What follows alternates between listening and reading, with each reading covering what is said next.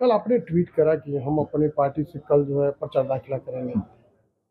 हाँ, इसमें कोई दोरा नहीं। कल मैं कुशीनगर लोकसभा की जनता की बेहद प्यार और चाहत को देखते हुए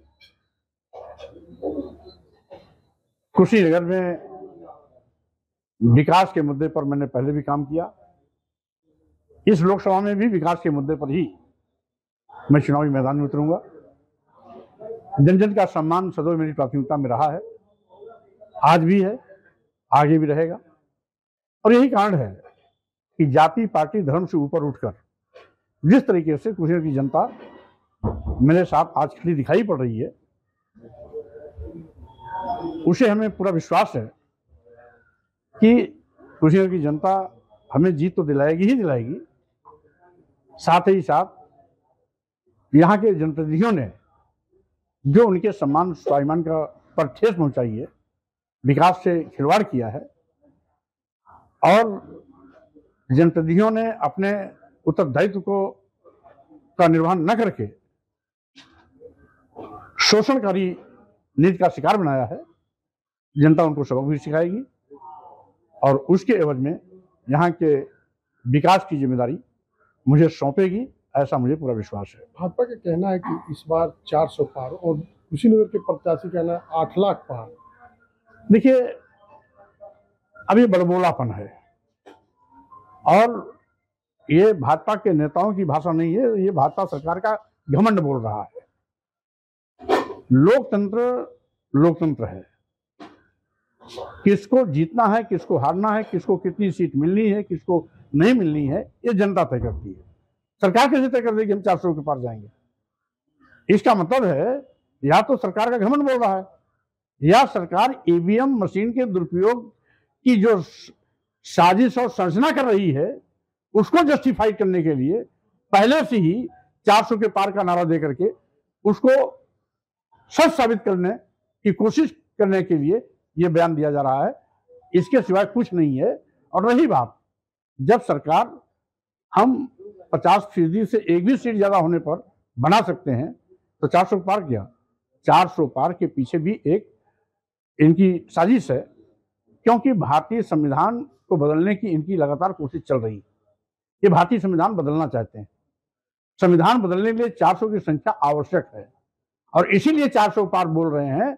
जैसे कि 400 की संख्या किसी तरीके से हो जाए तो हम मनचाहे तरीके से भारतीय संविधान को बदल करके हम मनचाहा संविधान स्थापित कर सकें। ये इनका एक साजिश है, तिक्रम है और दूर का इनका ये निशानेबाजी चल रही है। जो संविधान बदलने के विषय में कयास लगाए जा रहे हैं, उसी के परिप्रेक्ष्य में ये भी एक महत्वपूर्ण इनकी साजिश की अंश है। क्या मानते हैं ईवीएम में भी कुछ? देखिए, जो भी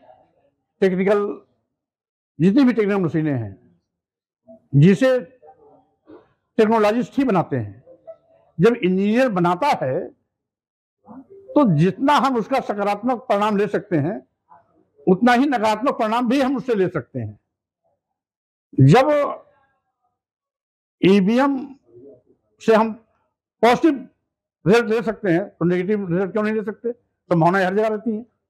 दुरुपयोग अगर किसी के मन में ठान ही लिया तो चिप्स लगाने की आवश्यकता है, चिप्स लगा के खेल कर जाते हैं। अभी बात दीगर है कि लोकतंत्र की मर्यादा का ध्यान में रखते हुए ये कुछ चिन्हित जिलों में,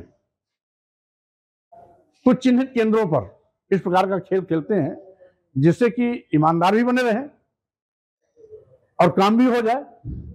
जैसे कि इलेक्टोरल बॉन्ड के माध्यम से 6000 करोड़ रुपए से ज्यादा डकार गए, फिर भी ईमानदार बने हैं और कहते हैं कि हम ईमानदार हैं।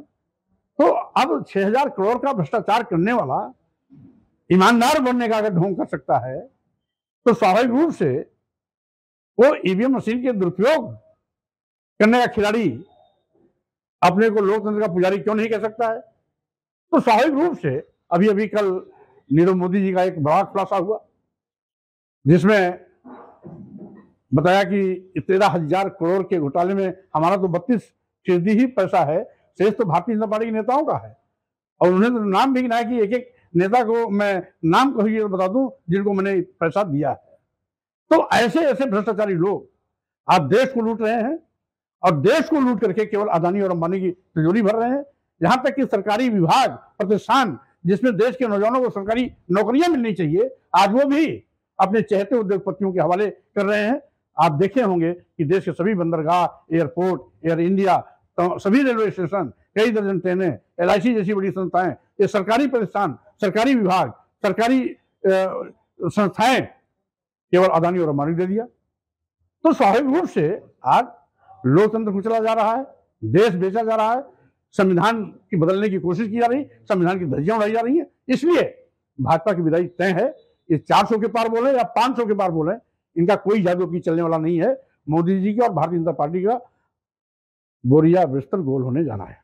तो अभी जो है कल मायावती अपने उत्तराधिकारी आकाश आनंद को क्या कि बाहर कर दो, कहें कि मेच्योर नहीं है, क्या लगता है? अब पहली बात तो आनंद आकाश आनंद जी को उन्होंने ही राष्ट्रीय कोऑर्डिनेटर बनाया था, उन्होंने अपना उत्तराधिकारी बनाया था।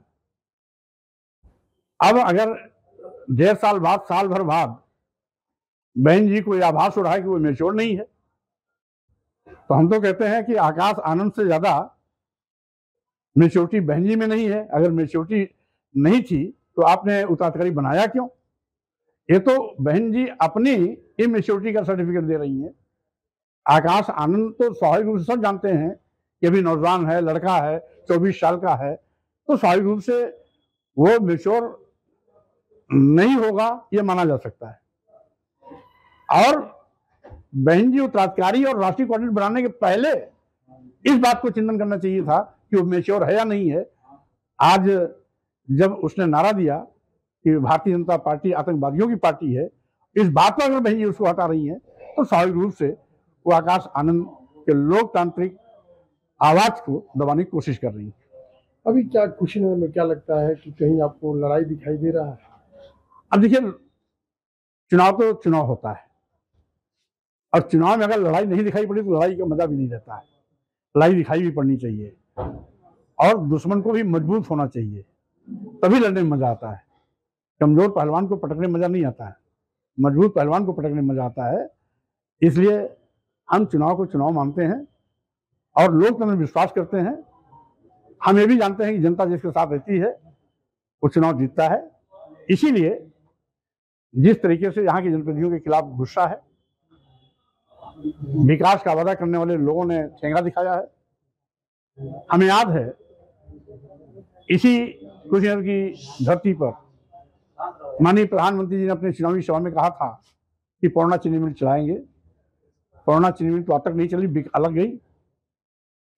2 साल पहले मेरी उपस्थिति में एयरपोर्ट का लोकार्पण हुआ था और कहा था 1 महीने बाद यहाँ प्रतिदिन सवारी प्लेन आएगी जाएगी, आज तक नहीं चली। तो स्वाभाविक रूप से जब प्रधानमंत्री की घोषणाएं बेमानी साबित हो रही हैं, तो भारतीय जनता पार्टी के विधायक और सांसद मंत्री क्या हैसियत है कोई यहाँ पर विकास का कार्य कर देगा? वो केवल हवाई बातें करते हैं, जनता की आंख में धूल झोंकते हैं, जनता का शोषण करते हैं और विकास के साथ खिलवाड़ करते हैं। और यही कारण है कि आज भारतीय जनता पार्टी के जितने भी प्रत्याशी हैं कहीं दौड़ाए जा रहे हैं, कहीं भगाए जा रहे हैं, कहीं गांव में घुसने नहीं दिया जा रहा है। ये वही गुस्सा है क्योंकि लोकतंत्र को जिस तरीके से इन लोगों ने कुचला है उसके दुष्परिणाम अब इनको भोगने पड़ेंगे। अभी जैसा कहा जा रहा था कि किसानों की सरकार कह रही कि किसानों के लिए किसान सम्मान निधि हम भेज, तो क्या लगता है इसको? किसानों के लिए भाजपा ने जो भी कुकर्म किया है देश जानता है। पहले किसान बिल ला करके किसानों की जमीन को अपने चहेते उद्योगपतियों के हवाले करने की कोशिश की। किसानों ने लंबा आंदोलन किया, 750 किसान शहीद हुए। लंबा आंदोलन चलने के बाद जब देखा किसान पीछे नहीं हटेंगे, तब बीजेपी सरकार को बैकफुट पे जाना पड़ा और किसान बिल वापस लेना पड़ा। अभी अभी ये भाजपा सरकार ने वादा किया था हम किसानों को लाभकारी मूल्य दिलाएंगे। लाभकारी मूल्य देना तो बहुत दूर की बात, MSP तक की घोषणा नहीं कर पाई।